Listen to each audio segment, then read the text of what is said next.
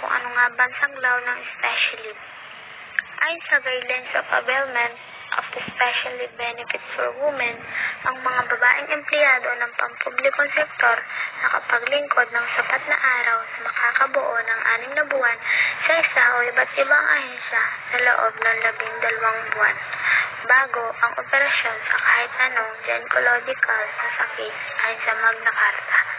Maaaring gamitin ang special leave sa bawat pagkakataon na nangangailangan ng operasyon kaugnay sa isang gynecological disorder. Ito ay hindi lalagpas ng 2 buwan kada taon at ang mga araw na sakop ng leave na ito ay bayad batay sa buwan na nasweldo ng isang empleyado. Ang special leave daw ay magagamit ng isang empleyado na nagtatrabaho sa pampublikong sektor. Magagamit daw nila ito kapag naglingkod sila ng sapat na araw at makakabuo ng 6 na buwan.